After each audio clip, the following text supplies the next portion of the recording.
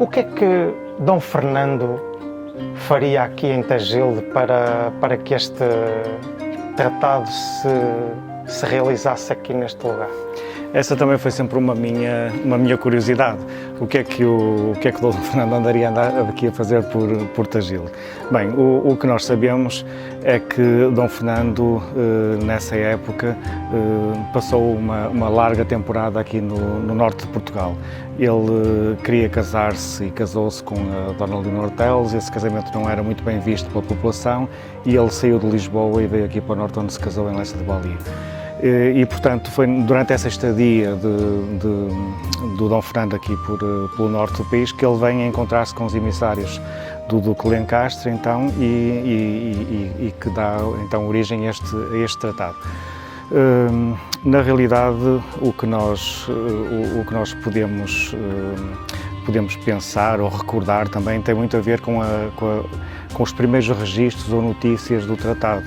Ele é referido pelo Fernão Lopes na Crónica de Dom Fernando e é transcrito, veio-se depois a confirmar, é transcrito fielmente pelo Fernão Lopes, o que quer dizer que o Fernão Lopes terá tido mesmo acesso ao documento, terá copiado ou transcrito o documento, mas ou não tinha naquele documento, ou ele não se preocupou em fazer isso, ou não soube localizar, e disse que o tratado foi feito perto de Braga, ou a expressão era cerca de Braga, não é? E essa ideia foi passando ao longo do tempo, quer dizer, todas as pessoas que se referiam ao Tratado de Tagilde e à sua importância como fundador desta relação entre Portugal e a Inglaterra, localizavam-no sempre em Braga, o que não deixa de ser curioso.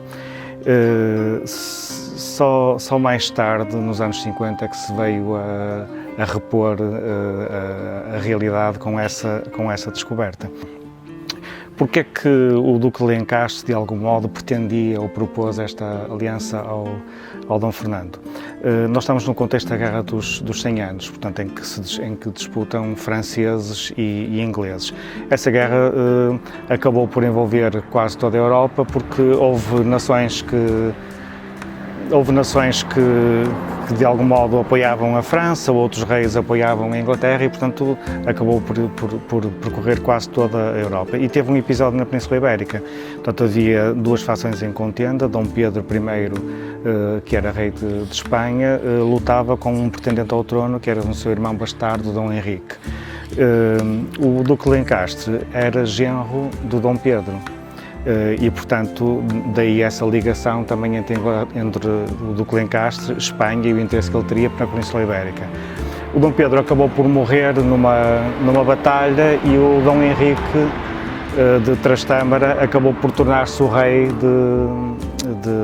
de Leão e Castela, mas não foi reconhecido por todas as pessoas e é nesse episódio, é nesse contexto que o Duque de Lencastre aparece aqui junto de Dom Fernando a tentar colher o seu apoio para juntar forças e lutar contra o Dom Henrique.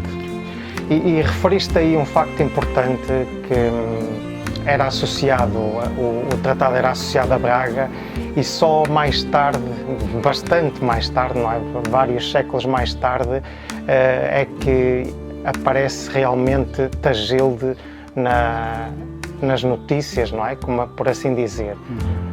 Portanto, o que aconteceu é que, naturalmente, a história vai evoluindo e os investigadores vão se debruçando sobre estes processos e embora a ideia de Fernão Lopes fosse mantida sempre como verdade, apareceu um historiador inglês que publicou dois artigos aqui em Portugal, numa revista da Universidade de Coimbra, e nesses dois artigos, isto nos anos 40, não é? E nesses dois artigos ele falava do Conde Fernando Andeiro, que era uma personagem importante neste contexto, e também escreve um artigo sobre o Fernão Lopes. E nesses textos ele diz que consultou em Londres o Tratado de Tagilde, ou seja, naturalmente num acordo deste género existiram duas cópias, uma ficou em Portugal, outra foi para a Inglaterra, não é?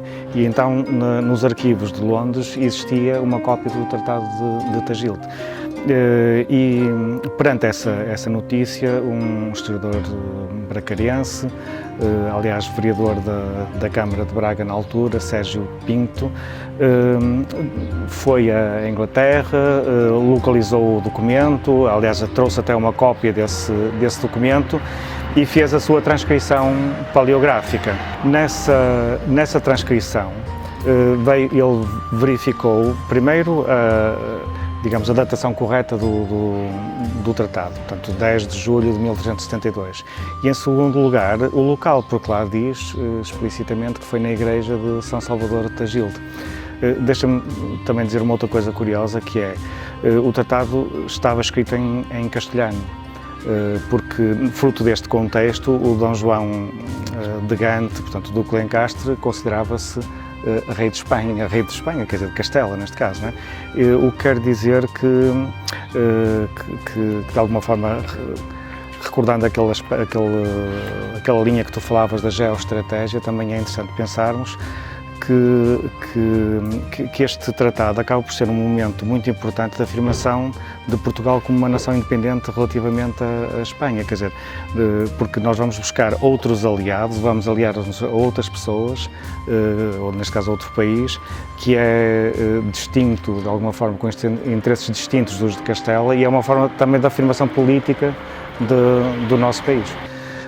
Agora, sem dúvida que eu acho que estes marcos devem ser recordados, devem ser relembrados e devem ser, no fundo, um propósito para nós promovermos, de alguma forma, o encontro das pessoas, a reflexão sobre estas problemáticas, a investigação sobre a história do Concelho e sobre a história de Portugal. Não faltam aqui motes, temas para se lançar a discussão entre os especialistas e atrair, no fundo, também a atenção aqui para o Concelho neste lado da investigação e da promoção, no fundo, da nossa cultura, não é? Portanto, então, nesse sentido, quem sabe, não é? E no fundo, deixamos também essa haste em termos, né, nesse marco para o próximo ano aqui representantes dos dois países ao mais alto nível, não é? Sem dúvida. E hoje em dia, nos dias em que estamos, há esta maior dificuldade de mobilidade, mas esperamos que para o próximo ano isso já não seja um impedimento, de termos aqui esses mesmos representantes dos dois países, para assinalarmos essa data e para que as pessoas tenham presente